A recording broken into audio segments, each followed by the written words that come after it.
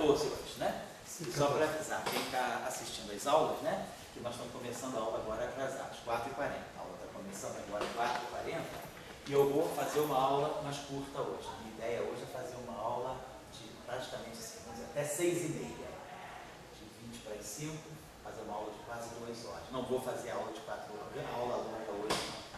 Depois a gente faz a aula 15, semana que vem. Bom, então, só para lembrar onde a gente terminou na aula passada, a gente estava falando da eletrodinâmica axiônica e estava interessado em algumas propriedades ligadas à propagação de ondas, relação de dispersão, etc.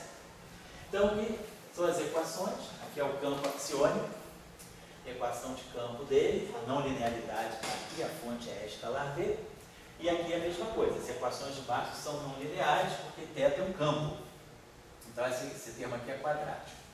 E aí a gente vê que tudo se passa desse modo, quer dizer, quando a gente introduz a eletrodinâmica axiônica, né, o nosso F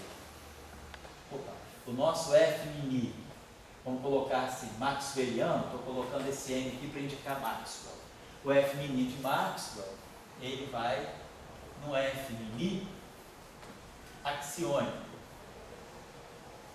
E esse F mini axiônico é o F mini de Maxwell mais a contribuição do átomo. Si, θ, F tilde, min.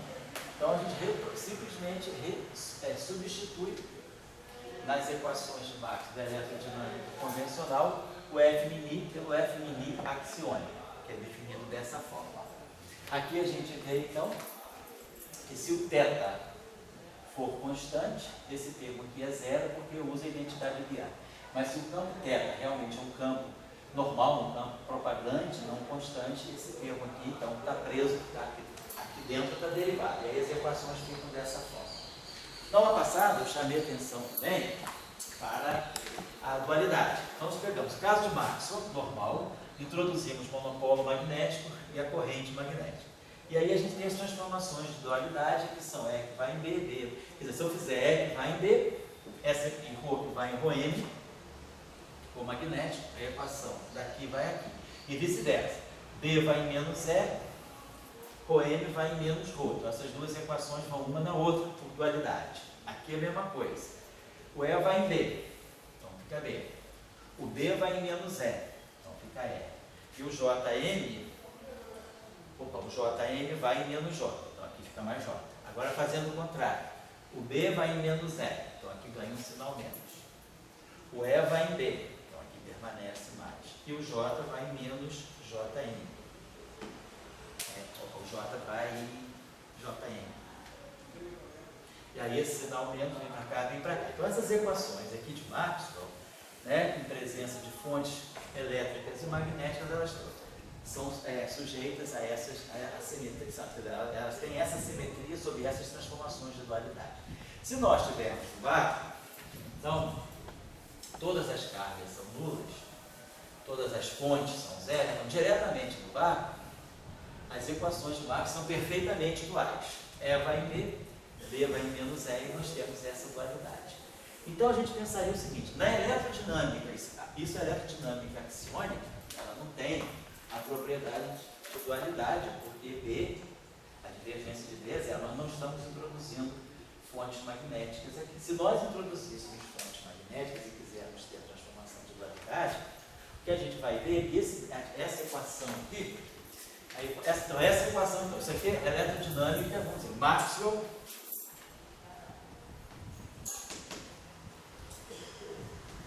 no vácuo. Estou só fazendo essa, vamos dizer assim, essa consideração, que depois ela vai nos servir. Aí se a gente passar para a eletrodinâmica axiônica, agora eletrodinâmica axiônica no vácuo.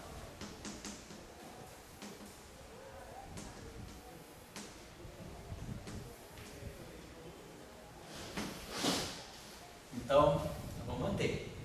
Aí aqui vai mudar. A divergência de E vai na divergência de E menos si θB igual a zero. É mais. Aí vamos rotacional de E igual a menos dB dt. Divergência de V igual a zero. Eu estou só falando da eletrodinâmica axiônica mesmo lá. E aí o rotacional de V vai ficar rotacional de V menos psi θ é igual a dE dt.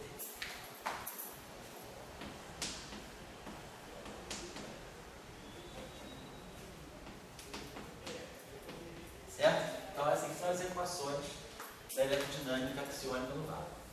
Então o que a gente observa é que nas equações com fonte nós tivemos mudança, redefinição do campo elétrico e do campo magnético.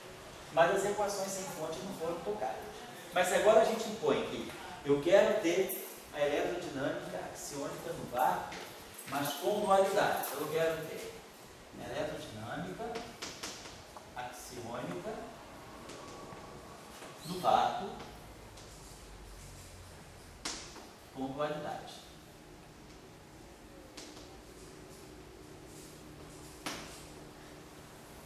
Então a gente vai ter essa equação aqui se mantém.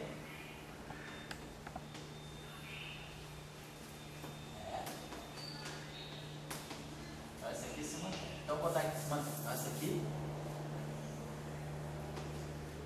mantida. Agora, essa equação aqui vai mudar.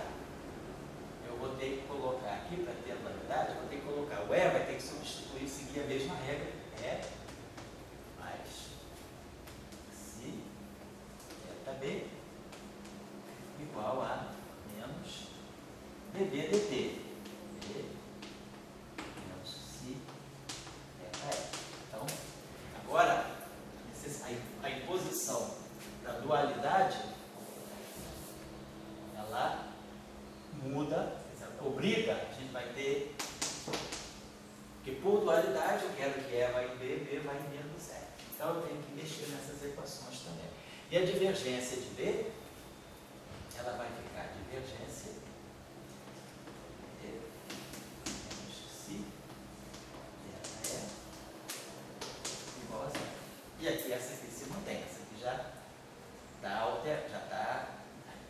está convenientemente redefinido, né?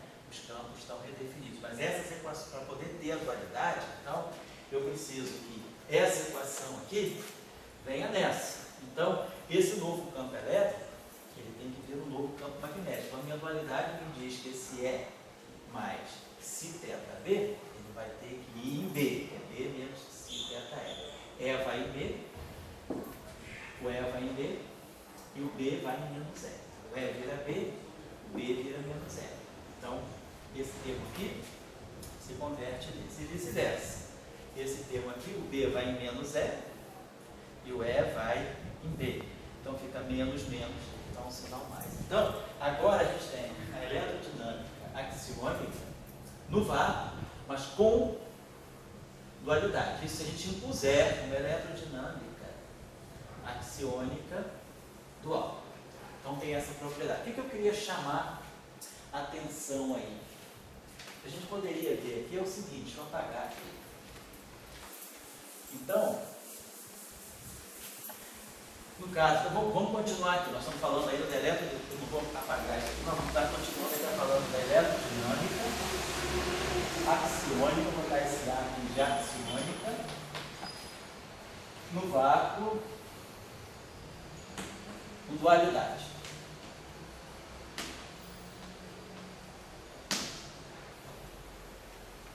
Então a gente pode redefinir, na verdade, assim, um novo campo elétrico, vamos dizer assim, tem um campo elétrico E dual, que é o campo elétrico maxwelliano mais si θB.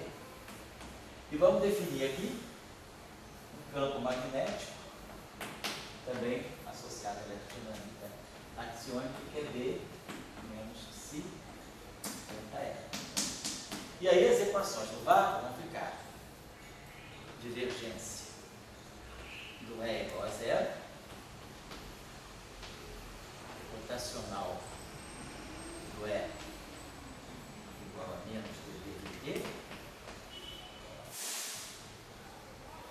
todos os campos agora são os campos redefinidos.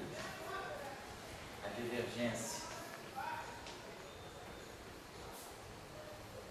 de B igual a zero, no rotacional. Rotacional de B é menos EDT. Então essas são as equações de Maxwell duais, em dualidade no vácuo, para eletrodinâmica axiônica. Então o que a gente observa, vamos fazer o seguinte. Do ponto de vista formal das equações, a gente pode fazer o que a gente faz sempre. Itera essas equações, então a gente vai ter divergência da Lambertiano de E igual a zero e da Lambertiano de B também igual a zero. Daqui, a gente tira as condições, que a gente vai iterar da mesma forma, vai ficar. A gente tira a derivada temporal dessa equação, aí usa que dB dt é rotacional de F, é rotacional do rotacional de E, derivada em segundo. Então, a gente obtém as equações de onda, como da Lambertiano, para o novo E e para o novo B. Opa, nós, tudo bem? Para o novo E e para o novo B. Eu comecei há pouco, hein? Comecei faz 10 minutos. A gente esperou ir até mais ou menos 20 para 5. A gente esperou ir até 20 para 5. Mas o Léo está tomando nota. Então, nós estamos voltando aqui para a eletrodinâmica axiônica no vácuo com dualidade. Então, do ponto de vista das equações de campo, E e D satisfazem equações que podem dar ondas planas no vácuo. Então, daqui a gente tira soluções de ondas planas no vácuo. Mas as soluções de ondas planas, né?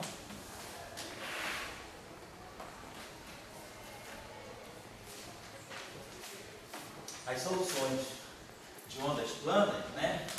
Para o E axiônico e o B axiônico.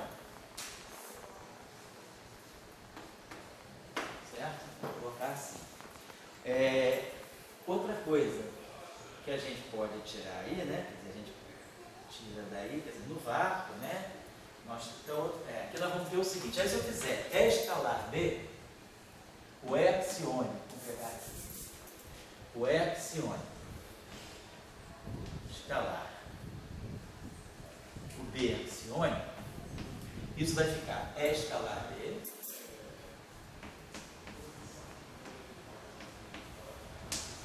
aí esse E escalar B, esse aqui vai ficar menos que si teta E ao quadrado mais que si teta B ao quadrado, menos si teta ao quadrado mais isso, mais E escalar B, né, vai ficar menos que si teta E2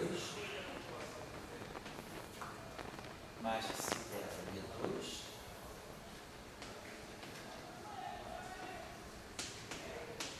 e menos que C2 teta 2, menos que C teta, menos que C teta 2 é escalar B, né? Então vamos ver uma coisa aqui melhor, né? Vamos fazer o seguinte. Teóricos. Oi. Quero apagar isso aqui. Pera, mas não vou fazer dessa forma. Fala aí, Dória, ligar.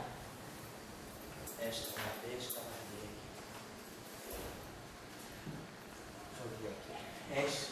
Nos teóricos do CBPF, vocês interpretam aquele termo divergente de E mais alguma coisa. Sim. E a rotação de B mais alguma coisa. Isso. Você mais alguma coisa.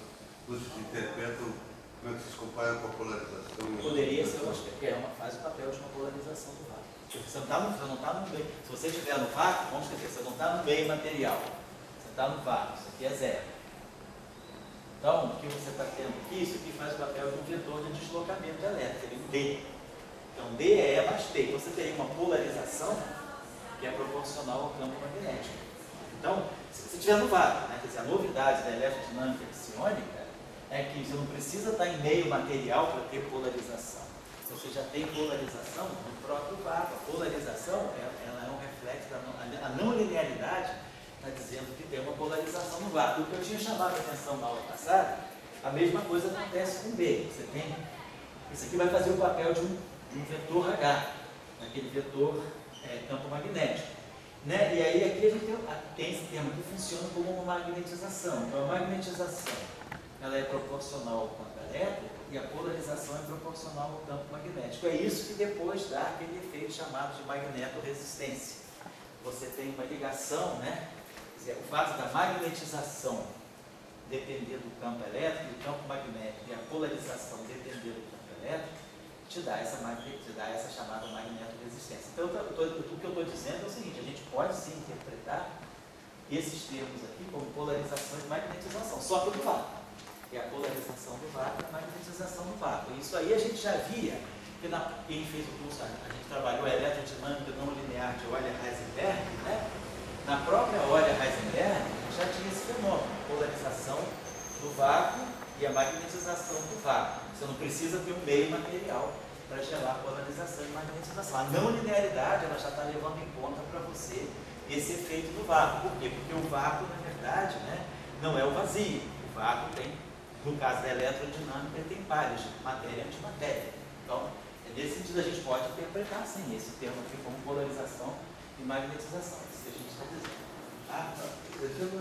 Eu acho que essa coisa de vácuo sem vácuo, para mim é um pouco assim, que uma coisa de horror. O que é horror? Horror é uma fonte externa. Sim, porque se não tem. E se não tem? E se não tem, eu estou jogando isso no material. No material, desde lá, eu estou com uma barra de ferro. Mas aí se você tiver o material, você tem o horror. E aí se você tem esse material, se você tem o horror e você bota um campo elétrico, você vai mexer, você além dessa polarização aqui, você vai ter a polarização do próprio material. O que a gente está dizendo aqui é o seguinte: se não tiver material nenhum, o vácuo já tem polarização. Então, a palavra certa é não ter material ou não ter, vamos dizer, carga elétrica? Eu diria que é não ter material. Porque eu acho que a expressão do horror é carga elétrica, né? Quer dizer, está representando uma carga elétrica. A carga elétrica representa o material. Então, é o meio material. Claro que no meio material tem carga elétrica, mas pode ser que o meio material também seja neutro, não tem uma carga elétrica total. Mas microscopicamente, se você tiver um dipolo, você vai ter cargas elétricas localizadas. Se você tiver um dipolo elétrico, você pode ter uma carga elétrica num ponto e outra carga elétrica no outro ponto. Eu acho que a coisa melhor a dizer aí é a ausência de matéria. Aí você não tem. O que você tem é só campo. Eletromagnético. Fala aí. Eu tiro um pouco dos históricos do CPF. Tá certo. E eu acredito que existe uma transição, assim que eu penso, da mecânica de Newton para a mecânica de Maxwell. Sei. E essa transição é que você começa a ter uma física baseada em campos elétricos. Campos. Eletromagnéticos, campos elétricos. E esses campos elétricos, na física de Maxwell, ainda ficou muito dependendo da carga elétrica. Sei. Mas na física não linear, eles andam por si próprios. Sei.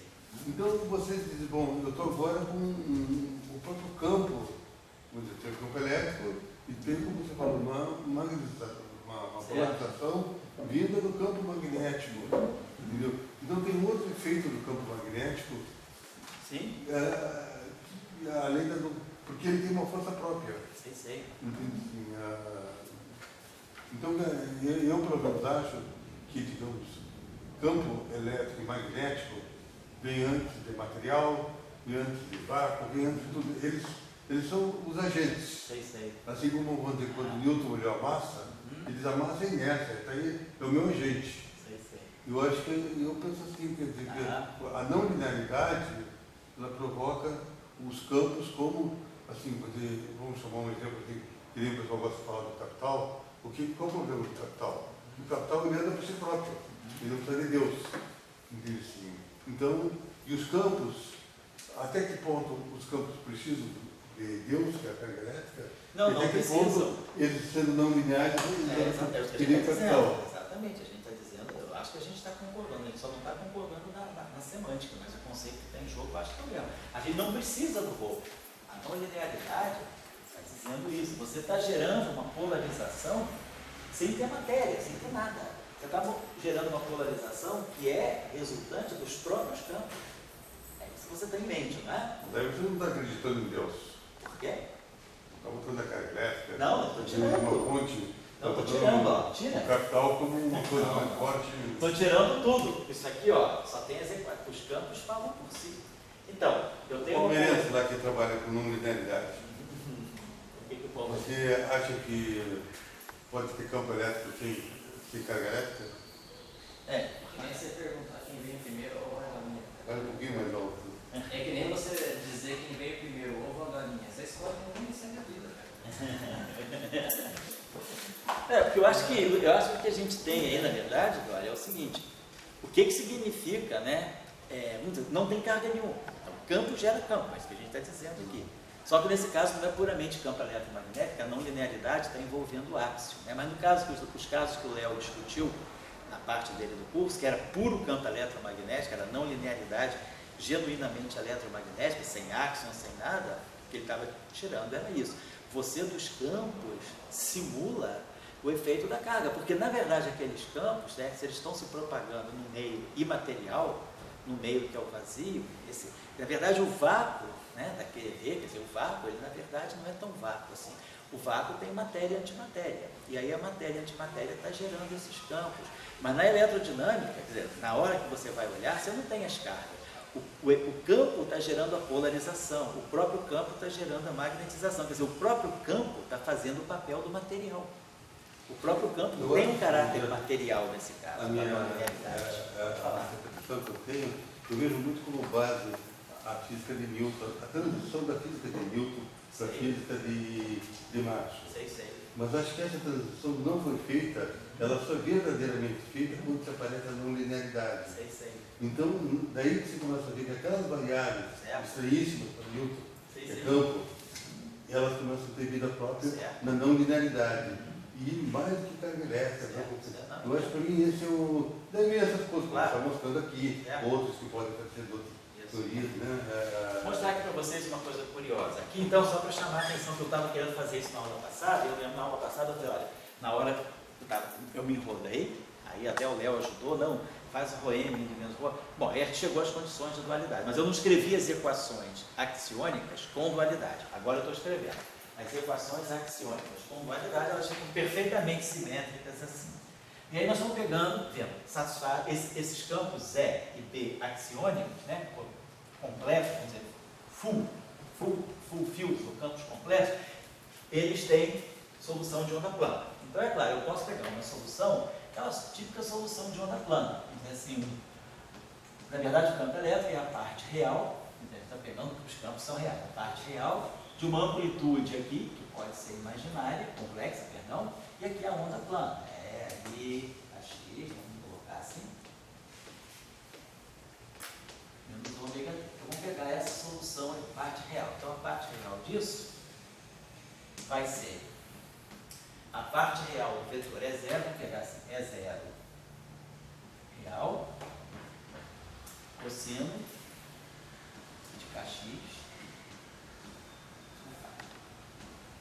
menos ômega t. E depois nós temos a parte imaginária daqui, que vai pegar a parte imaginária daqui, vai ficar menos é zero, parte do vetor imaginária, parte imaginária do vetor. O vetor é zero é um vetor complexo, então tem parte real e parte imaginária. A parte imaginária dele, seno kx menos ômega t. Se a gente quiser pegar, por exemplo, uma onda circularmente polarizada, a gente pode jogar, linearmente polarizada. Por exemplo, pode jogar isso aqui fora, e aí essa onda aqui, ela é linearmente polarizada ao longo dessa direção. Se eu quiser pegar uma onda circularmente polarizada, eu vou pegar, por exemplo, esse cara aqui está defasado esse vetor aqui ao longo do eixo do x, e esse é 0i ao longo do eixo dos y. Eu teria os dois com o mesmo modo, eu teria uma onda circularmente polarizada, né? Então, quer dizer, isso aqui dá conta de tudo. E a mesma coisa eu vou fazer para o campo magnético.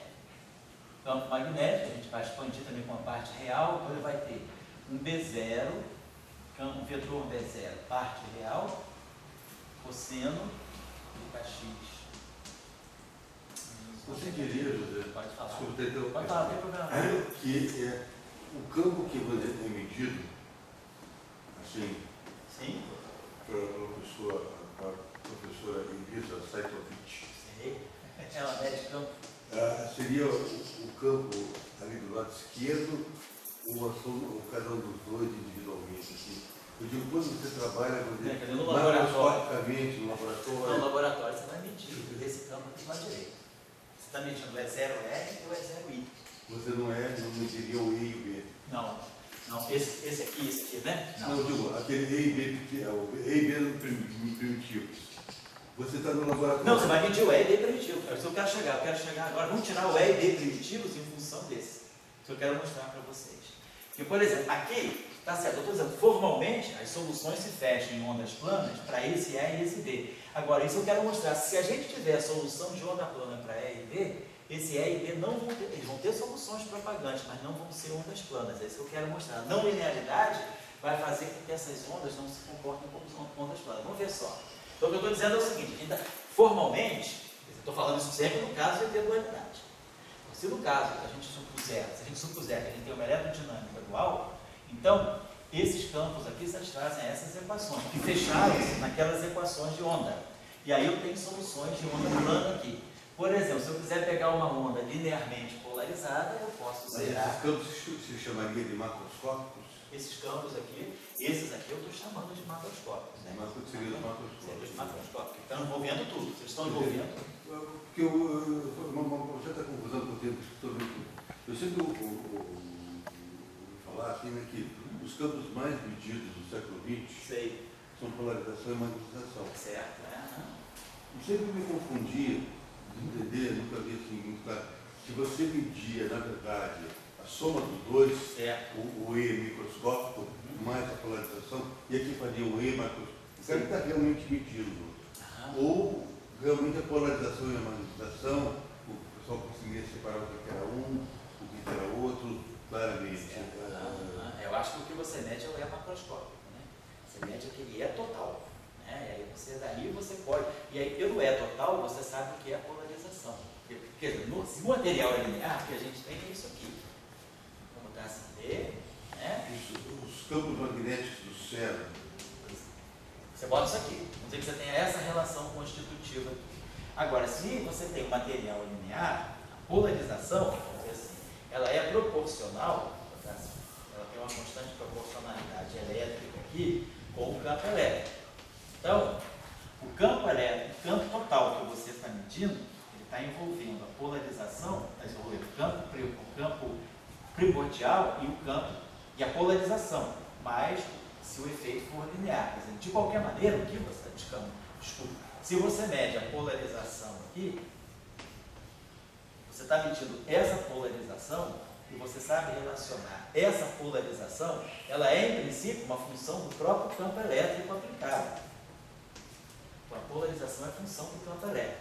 Pode ser uma função linear ou não, mas se você sabe esse objeto aqui, que é o campo total, você pode tirar, e você sabe que você mede a polarização, então você na verdade pode medir o campo primordial, colocando essa equação. Você conhece a polarização direta. Isso, Sempre. Exatamente. Não indiretamente. Não indiretamente. E já estamos nessa cara, por que o professor Luiz Davidovich, ele trabalha com ótica não linear? Sim. E por que eles chamam de ótica não linear a polarização não linear? Porque, quer dizer, a polarização, quer dizer, em primeira aproximação, a gente sempre imagina que a polarização é proporcional ao próprio campo elétrico. Mas você pode ter termos aqui que vão ser potências mais altas. E2, Então a polarização pode ter potências mais altas do campo, inclusive do campo magnético também. Você pode ter uma polarização que depende de D ao quadrado,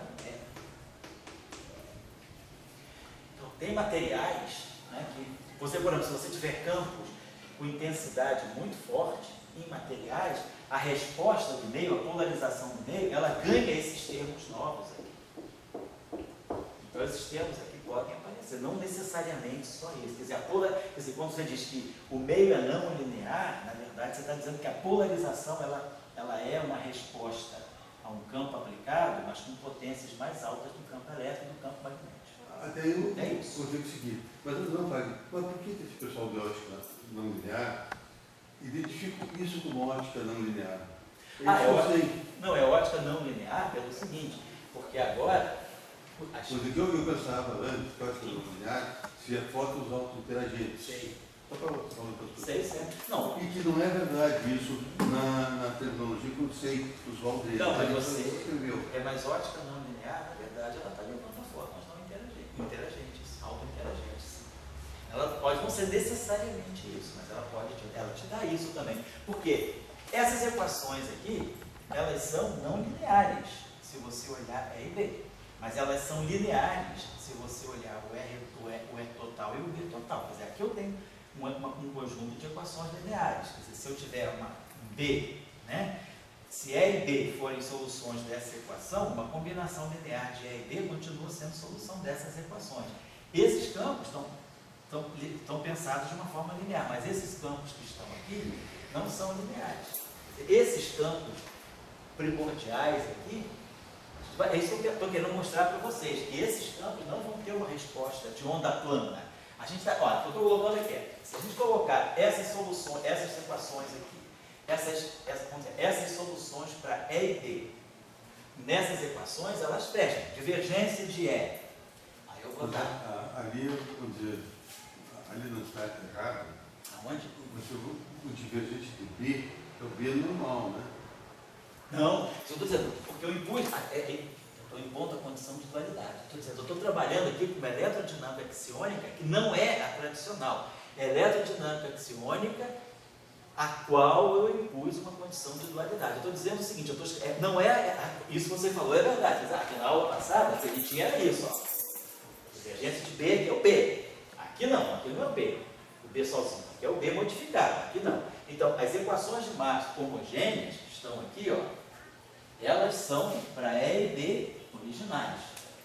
Agora eu estou dizendo, não, vamos fazer o seguinte, vamos supor que as equações de Maxwell, em presença do áxion, estejam num outro regime, num regime que seja uma eletrodinâmica autodual. Aí, se a eletrodinâmica autodual, aqui fica esse B. Então, são duas eletrodinâmicas diferentes, é isso que eu estou colocando. Então, se a gente colocou... Principalmente nessas palavras, que teóricos falam muito, assim, o que esse autodual transforma... Não é autodual, é dual. Não é autodualidade. Esses palavreados, Sim. esses cremes. Como é que você consegue ter lei de Faraday para fazer... Essa qual é a diferença entre essa eletrodinâmica aqui e essa eletrodinâmica aqui? A diferença é que essa eletrodinâmica aqui, eu estou dizendo, ela é uma eletrodinâmica no vácuo, mas ela é proveniente de uma eletrodinâmica onde existem cargas magnéticas. Aqui, eu estou pressupondo que nessa eletrodinâmica aqui, eu tenho cargas magnéticas. E aí, se eu tenho cargas magnéticas, eu tenho correntes, não elétricas, mas eu tenho correntes de monopolos magnéticos, eu tenho correntes magnéticas. Então, essa eletrodinâmica aqui é uma eletrodinâmica em que, se eu não estivesse no vácuo, o que eu teria era isso aqui, divergência de E igual às cargas elétricas. Rotacional de E igual a Faraday lentes menos correntes magnéticas. Divergência de B igual a zero. E rotacional de B igual a derivada do campo elétrico mais a corrente elétrica. Então, essas equações aqui são as equações de Maxwell axiônicas em presença, aqui é carga magnética, em presença de monopolos magnéticos. Eu modifiquei as equações de Maxwell para introduzir monopolos magnéticos. Nessas aqui. Agora eu estou no vácuo. Aí quando eu estou no vácuo, eu boto tudo que é carga, tudo que é monopólio. Agora aquela de lá, não. Essa aqui, elas provêm das equações de Maxwell. Naturalmente, Isso, exatamente. Desculpa, É isso. não estou entendendo mesmo. É o seguinte, aqui para você ter... É bom explicar, porque quem está de longe pode também estar confuso com a outra. Quando você botou aquele divergente de B, aquele B novo, Isso. se você olhar para outra equação, É diferente. o divergente de B é um B, Isso. mais um divergente de E, etc. Aquelas equações não valem aqui. São duas coisas diferentes. Tudo bem, mas como é que você chegou a essa equação? Essas equações eu cheguei na seguinte Você ainda eu estou chegando atrasado na aula. Pois é, não tem problema. Então, Só para evitar a confusão. Então, só para dizer, eu estou falando de duas físicas diferentes, todas duas envolvendo áxio. Essa aqui é a eletrodinâmica axiônica tradicional, em que não há monopolos magnéticos. Agora eu estou dizendo, suponhamos que nós partíssemos de uma eletrodinâmica de Maxwell em presença de monopolos magnéticos. Então, vamos pegar Maxwell, divergência de E, vamos fazer devagarinho para não ter problema. Divergência de E igual a O, rotacional de E igual a menos dV dt. Divergência de B igual a 0 e rotacional de B igual a dE dt mais 1. Então, estou falando aqui das equações de Maxwell tradicionais. Aí nós vamos fazer o seguinte, vamos pegar Maxwell. Então, isso aqui é Maxwell tradicionais, sem monopolos magnéticos. Vamos colocar agora os monopolos magnéticos em Maxwell. Então, quem quiser copiar, copia aqui. Ó. Isso aqui é Maxwell limpo, tradicional, 1867, 1870. Aí agora vamos colocar Maxwell com Dirac, 1931, monopolos magnéticos. Então aqui eu vou colocar cargas magnéticas e aqui eu vou colocar correntes magnéticas. Então agora eu tenho as equações de Maxwell em presença de monopolos magnéticos. E a gente tem uma transformação de dualidade. Então essas equações aqui, elas satisfazem a essas transformações de dualidade. Elas são simétricas sobre essas transformações aqui discretas. E vai em B. B vai em menos E. O vai em Rho. J vai em JN. Rho magnético vai em menos Rho. E o J magnético vai em menos J. Vamos voltar. Então a gente está dizendo o seguinte, agora eu peguei Maxwell, coloquei monopolos magnéticos, e aí ganhei as equações de Maxwell em presença de monopolos magnéticos. Então aqui. E aí eu vejo que essas equações são sujeitas a essas transformações de simetria. O E vai em B, então e o Rho vai em Rho N. Então essa equação vem nessa. Vice-versa. O B vai em menos E e o Rho N vai em menos Rho. Então, B vai em menos E, Rho M vai em menos Rho. Então, essa equação transforma-se nessa e essa se transforma nessa. Pegando Faraday-Lentz e aplicando dualidade. E vai em B, então, rotacional de B. B vai em menos E, ddt de E.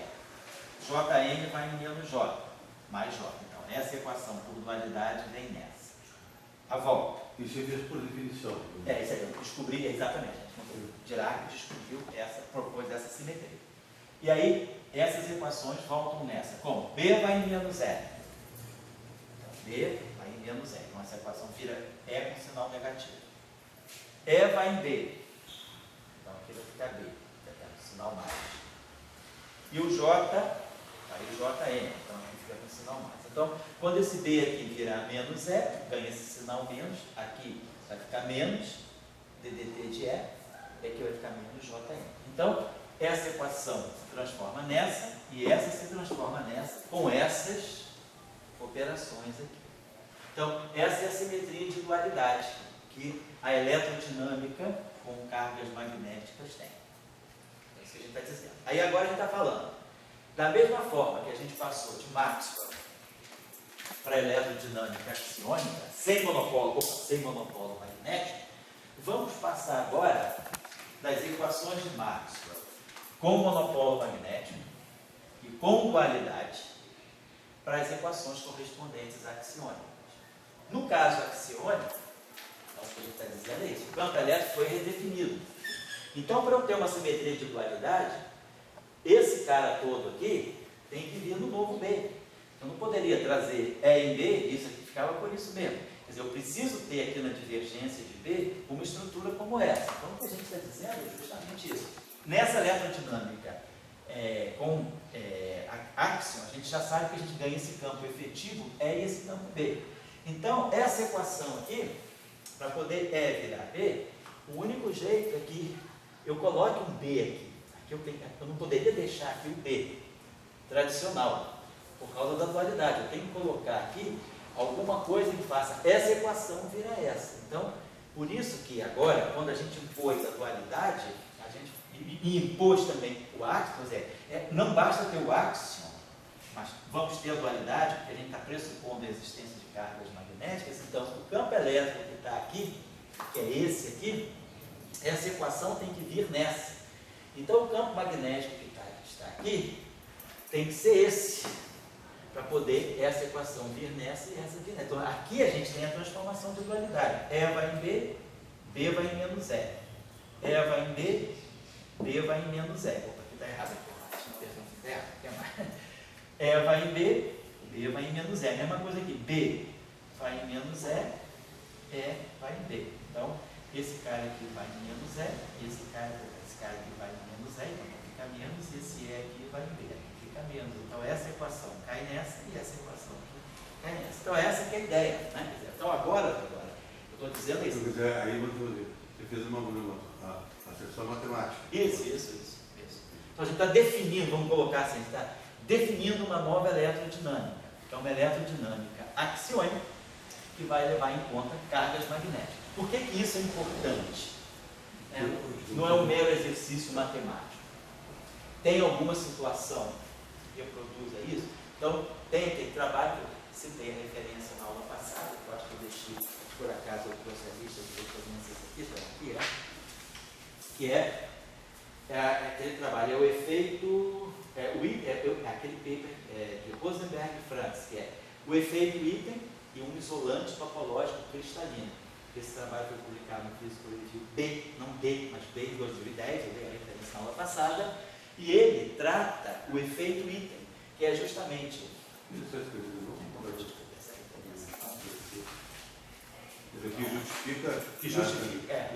Que justifica se formular essa eletrodinâmica axiônica com dualidade, é esse paper aqui, esse paper que diz.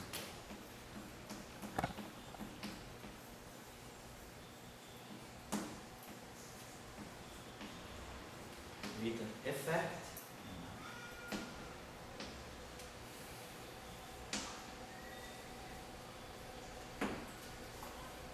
Crystalline, topological e Sorolla.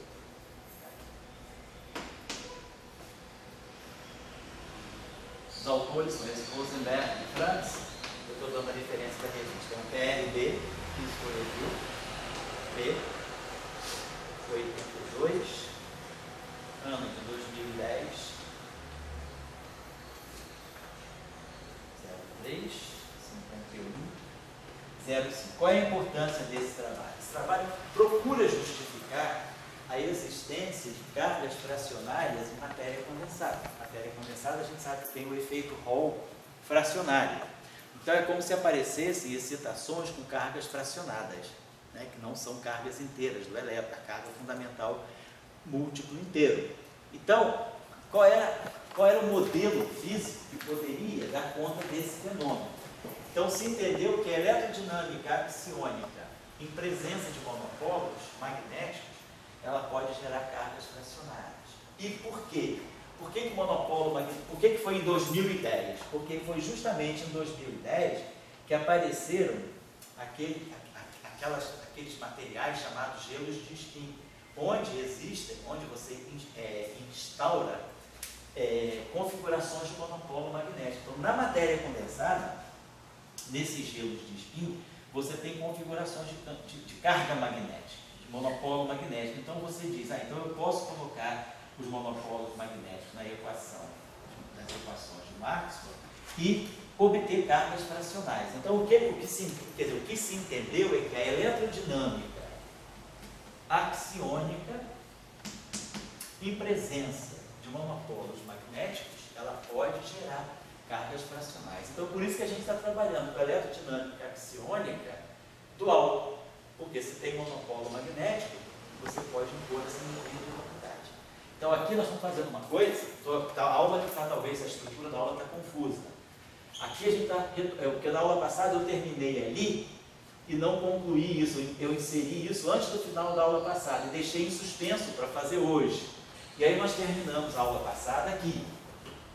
Depois nós linearizamos, etc. Então, o que eu estou fazendo, eu estou voltando à aula anterior, mas antes do final dela. Eu estou inserindo naquela discussão que porque nós fizemos uma aula anterior sobre a dualidade, nós estamos voltando lá e falando, agora nós temos uma eletrodinâmica axiônica com simetria de dualidade. Por quê? Porque não é um mero exercício matemático, por causa desse trabalho aqui que mostra que é interessante a gente trabalhar com a eletrodinâmica axiônica em presença de monopolos magnéticos, porque isso gera cargas fracionárias. Quer dizer, foi um mecanismo que se encontrou teórico de justificar a existência de... Com essa equação aqui, você justificava as cargas fracionárias. Exatamente, da presença de monopolos magnéticos. Isso é isso que está... A minha questão, Sr. José, Opa, não faz nada. tá. A minha questão é o seguinte, eu estudei engenharia elétrica por 5 anos. Sim. Nunca entendi nada. Mas entendi uma coisa que eu sabia que eu tinha que entender, que era a lei de Faraday. Certo. E a minha, ali, naquele lado esquerdo, você tem uma lei de Faraday. Isso.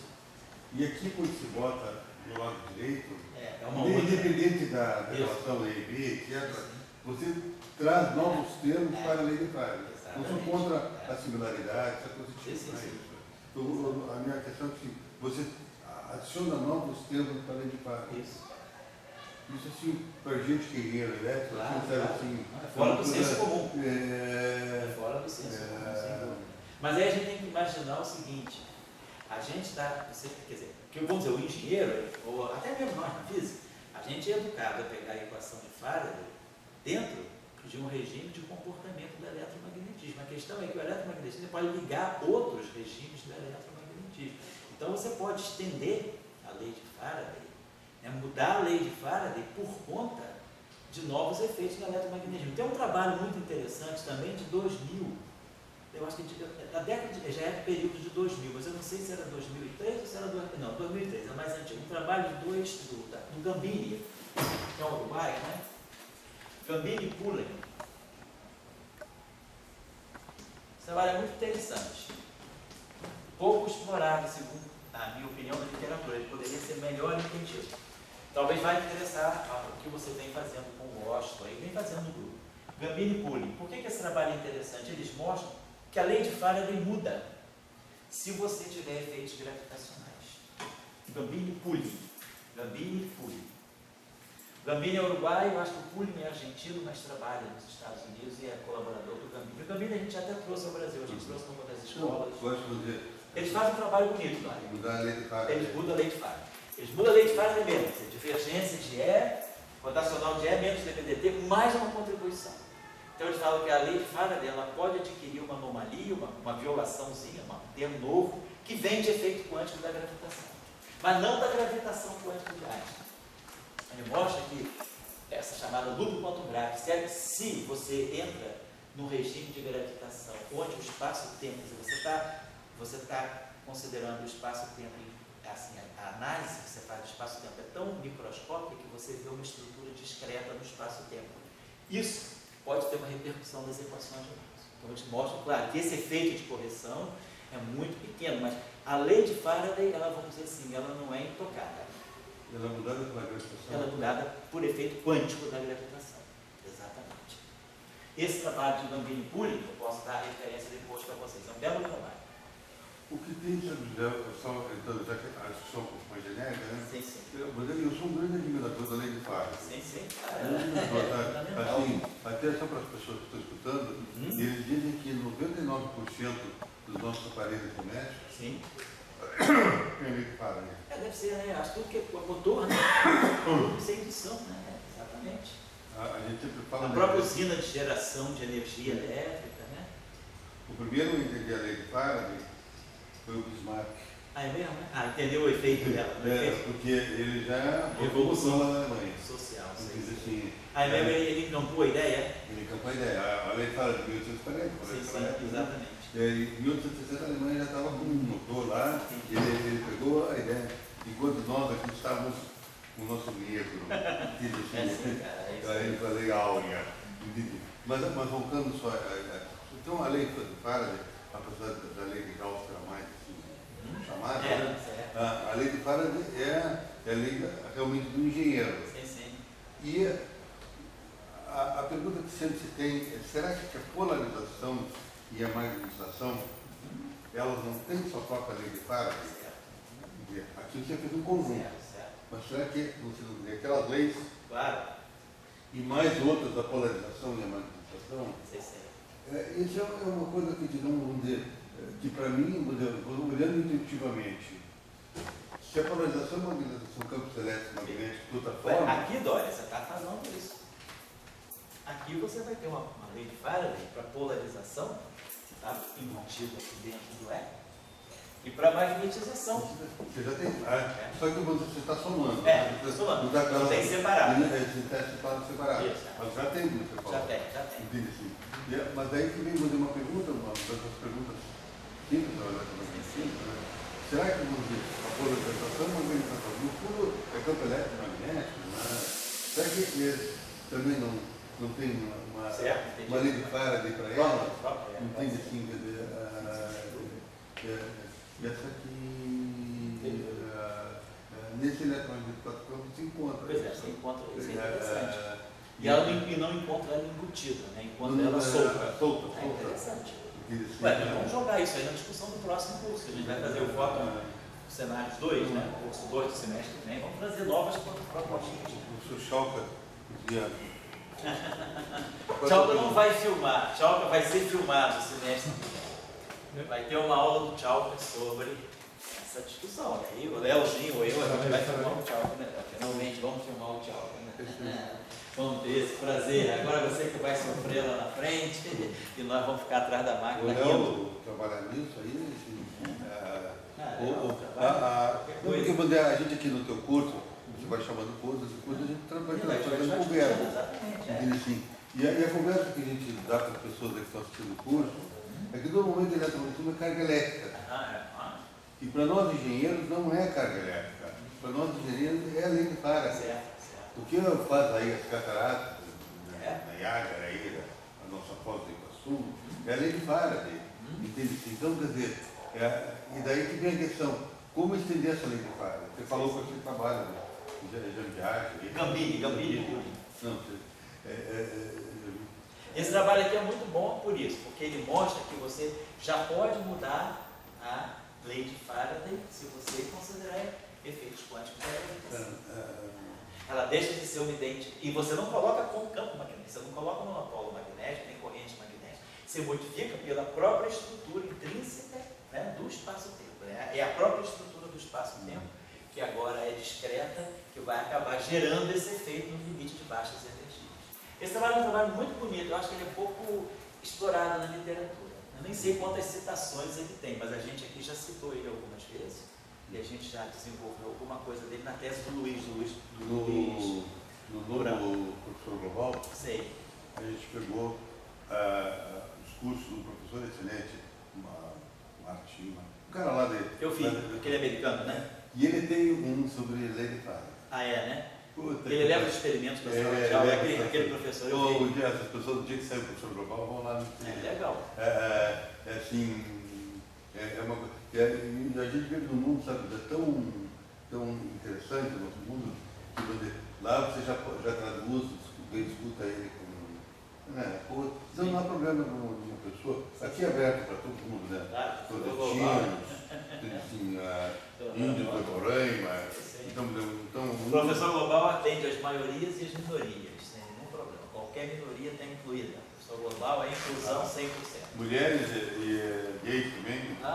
LGBT, todos. O professor global é 100% democrático. Não existe o conceito de minoria nem de maioria. Então, vamos pensar assim, vamos supor que a onda esteja se propagando. Só a última coisa. Fala aí. O Whitney, ele sempre entra em coisas assim, um pouco rebuscadas demais pro meu... Sei.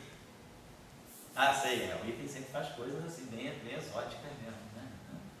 Vamos dizer que a gente tem essa onda se propagando. Bom, aqui a gente observa o seguinte, né? Essa relação aqui é uma relação de ortogonalidade. Então, se a onda estivesse propagando ao longo da direção Z, é claro que esse E e esse B, na verdade o E0 e o B0, eles vão ter que estar no plano XY. Então, vamos supor essa condição, por exemplo, vamos dizer que a onda, até podemos deixar assim, por enquanto, vamos deixar assim. O que vai sair daqui é que dessa equação aqui, quando eu tirar a divergência de E, nós vamos ter o K escalar. É 0R, vetor, Quer dizer, o E0R e o E0I vão ser ortogonais ao vetor de propagação, ao vetor de onda. Está lá. 1 a 0. Depois, a gente tem essa relação aqui, que vai ser K. Aí a gente, quando aplicar o rotacional de E, isso aqui vai produzir K vetor E0. Cosseno derivado do cosseno é menos seno. Então vai ficar K vetor E0R, né? E a derivada do cosseno é menos seno. Então vai produzir um sinal menos aqui. E aqui eu vou ter menos a derivada temporal do B. A derivada temporal do B, o cosseno, vai ficar menos seno. Mas aí tem aquele sinal menos, fica mais. Mas aí tem menos ômega t, fica menos. Então isso aqui no final do dia, esse sinal desaparece. Fica igual a ômega B0R. E a mesma coisa vai acontecer.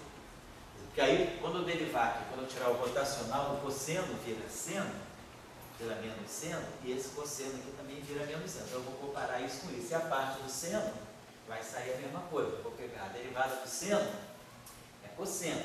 Então, o rotacional vai produzir menos K vetorial é 0i. Vai produzir menos K vetorial é 0i.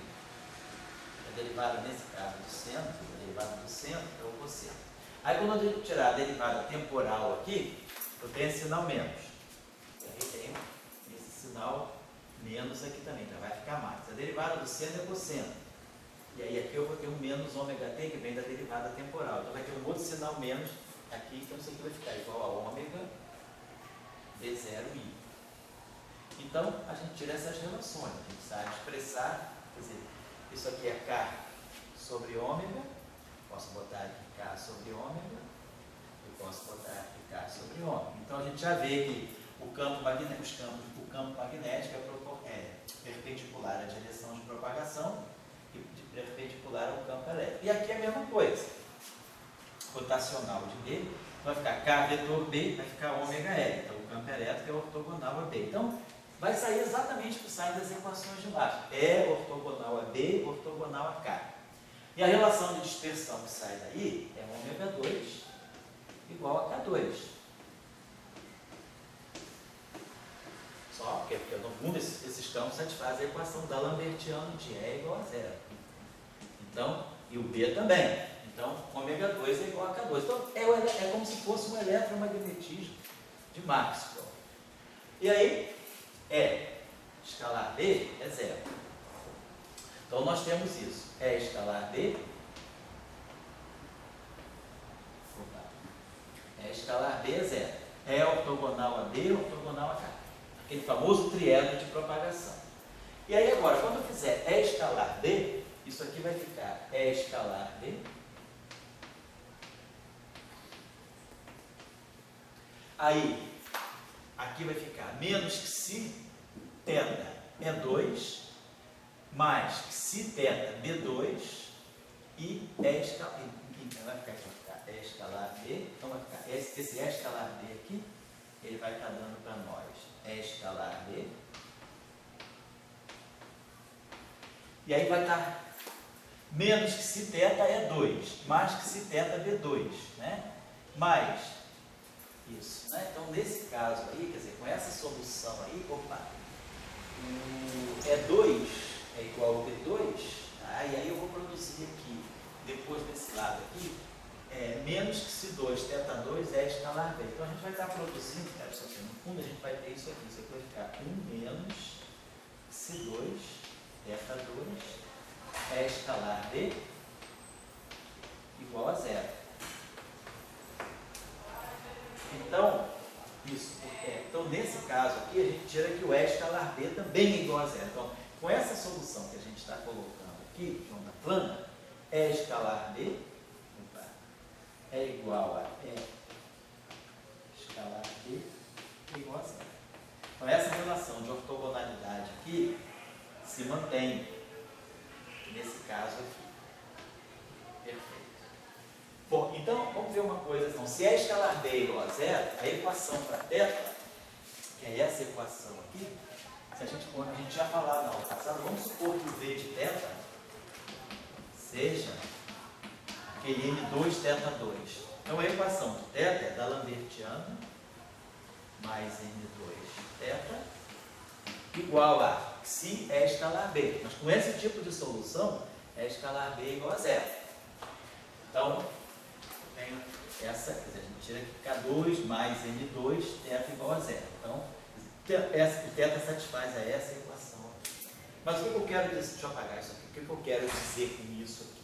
Então, nós temos solução de onda plana para o E e para o B axiônicos. Agora, dessa equação aqui, ó, a gente pode tirar o seguinte. A gente pode tirar E e B nessas equações aqui. Por exemplo, vamos substituir aqui. A gente quer escrever E e B em função desse E e B aqui. Então, vamos resolver essa equação aqui para E. Então, eu vou ter que E igual a E menos Xi θ D. Estou pegando essa equação aqui. E vamos trazer aqui embaixo. Então, nós vamos ter que B igual a B menos Xi θ E, que é menos Xi θ D. Então a gente vai ter desse lado aqui D mais Xi θ E, D mais Xi θ E igual a 1 mais Xi θ B pequeno. B, né? Vai ficar B, mais que C2, θ2, perdão. Então a gente tira o campo magnético em função dos campos E e B. Vou botar aqui. Então a gente pode tirar dessas equações aqui, ó. Então no fundo eu estou invertendo essas equações aqui. Nós estamos dizendo que B vai ficar assim. Xi θ E mais B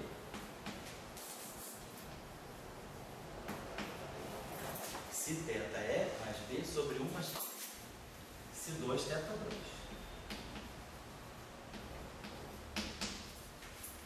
E esse Ezinho aqui, campo elétrico aqui, a gente vai fazer aqui. Vou apagar isso aqui. Então, esse campo elétrico vai ser E menos Xi θ B. Mais B é Xi. Então, só resolvendo esse sistema. Xi θ E mais B sobre 1 mais Xi2 θ2. Então, a gente pode tirar nessa equação aqui, opa, o nosso E. Então, deixa eu apagar aqui. A gente vai tirar E em função de E e B. Deixa eu apagar isso aqui. Isso aqui a gente já resolveu. Então, a gente vai tirar aqui o nosso campo elétrico. Vai ser Xi2 θ2. Vai ficar E mais Xi2 θ2 E menos Xi2 θ2 E. Então, vai ficar E. E aí aqui vai sobrar menos Xi θ B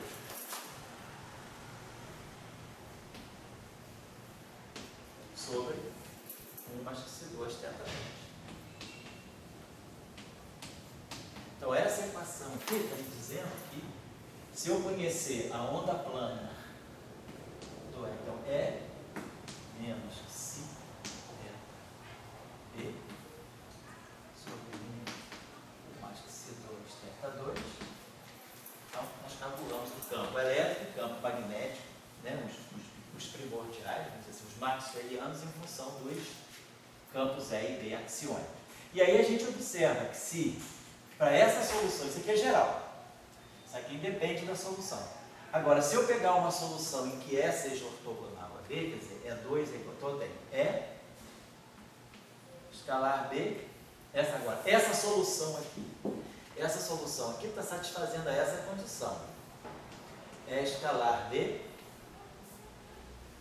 igual a zero.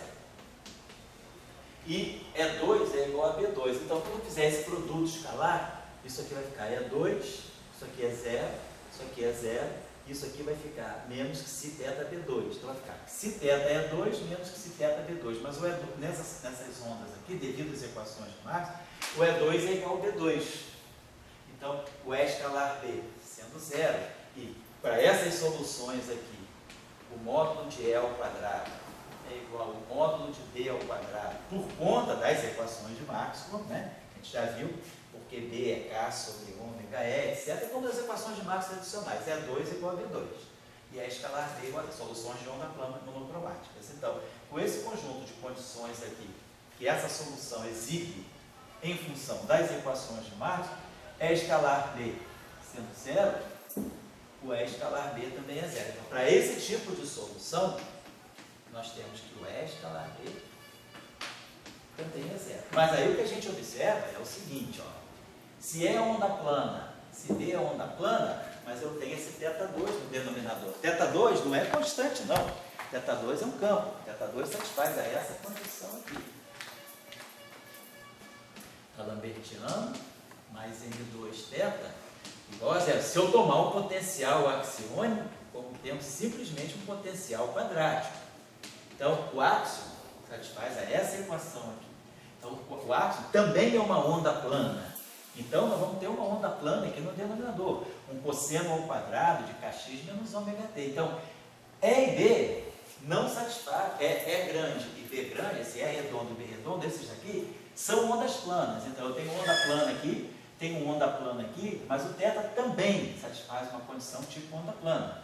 Então, eu não vou ter aqui uma solução de onda plana convencional. Quer dizer, devido à não linearidade, justamente, E e B não são ondas planas, mas esse E e esse B aqui são. Então, é isso que eu queria chamar a atenção. Esse caso simples aí, que a gente pegou, né, claro, da eletrodinâmica axiônica com dualidade, onde eu mexi na equação de Faraday-Lenz e mexi também, aqui não, mas eu mexi na equação de Gauss do magnetismo, colocando aqui esse B. Então, essas duas equações são completamente diferentes dessas duas. Então, ali eu tenho uma eletrodinâmica, aqui eu tenho outra. Eu estou só mostrando que, quer dizer, o que é interessante aqui é mostrar como a gente pode tirar soluções de um modelo não linear, explorando uma linearidade que está implícita. Se a gente mostrou aqui, do ponto de vista dos campos E e B completos, as equações de Maxwell axiônicas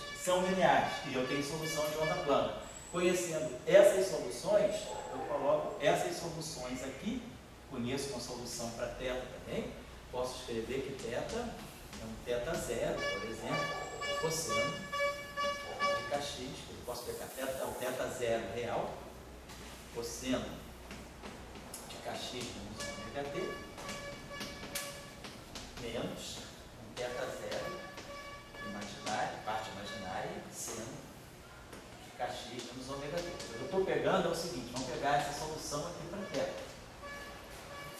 θ satisfaz essa equação aqui, θ da lambertiano mais m2θ igual a 0. Então eu estou dizendo, vamos pegar essa solução. θ é a parte real de um θ0 exponencial de kx menos ômega t.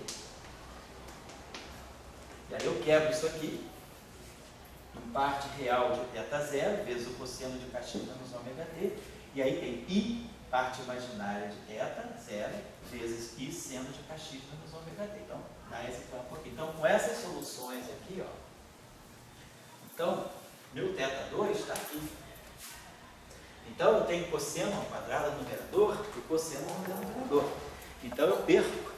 O E e B são soluções propagatórias, esse E e B aqui são soluções propagatórias, né? Mas aí eu conheço eles em função das soluções. Quer dizer, essas soluções aqui são boas, porque elas são todas ondas planas, mas elas estão embutidas aqui. Acho que é isso que eu queria chamar a atenção.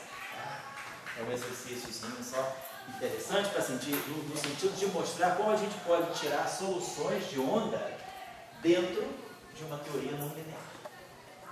Então isso aí fecha um pouco ainda a aula passada. Isso aí agora a gente vai voltar para o final da aula passada, que era fazer a linearização. Aí a gente partiu para uma outra situação. Vamos voltar agora para a eletrodinâmica axiônica sem monopólio. A eletrodinâmica axiônica obtida diretamente de Maxwell.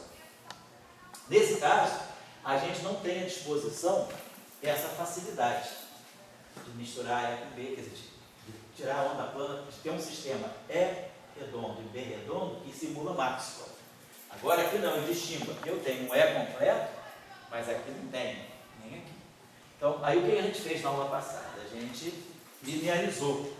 Vamos fazer o seguinte, vamos supor que eu queira estudar propagação de ondas eletromagnéticas no meio externo, onde haja um campo magnético externo muito intenso e que a gente queira estudar propagação de sinais, né, quer dizer, de perturbações eletromagnéticas nesse meio externo. Na aula passada, o que a gente viu? Na aula passada, o que a gente fez? A gente tirou, se eu não me engano, a gente fechou o quadro, até trouxe aqui o tchau que fotografou para mim, né, a gente fechou o quadro com essas equações aqui. Então, na aula passada, a gente escreveu essas equações e tirou as equações de onda. A gente fez o seguinte, a gente tirou a derivada temporal dessa equação, estava D2B dt2, tirava a derivada temporal aqui, fica dE dt. Aí, esse dE dt aqui, a gente substituiu por função desse θB, botou B, então a gente ganhou uma equação aqui. A gente tirou, foi isso que a gente fez, a gente tirou a derivada temporal aqui de B, isso, aí ficou D2B dt2, a gente tirou dE dt aqui.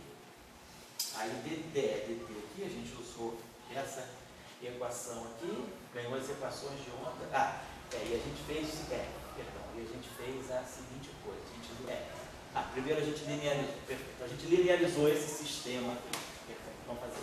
Então a gente fez o seguinte, supôs que existe um campo magnético externo, uniforme, que a gente chamou de B fundo. Aqui, a proposta de tudo é linearizar aquele sistema de equações aí. Como? Qual é a linearização que nós vamos fazer? Vamos dizer o seguinte, o meu campo elétrico é um campo elétrico de fundo, mais um campo elétrico que é uma propagação, uma perturbação que se propaga. O nosso campo magnético B, total, é um campo magnético B de fundo, mais uma propagação magnética B que se propaga. E o nosso θ, a gente deixou o θ seria um θ de fundo, mais uma propagação, vamos dizer assim, ΔT. Mas aí o que a gente fez foi o seguinte, vamos pegar uma situação particular. Vamos dizer que eu não tenha campo elétrico de fundo, o meu campo elétrico é a própria excitação que se propaga, mas eu tenho um campo magnético externo, uniforme e constante no tempo de fundo. E também não tenha campo axiônico de fundo. Então a gente linearizou. Então o campo θ é a própria perturbação e o campo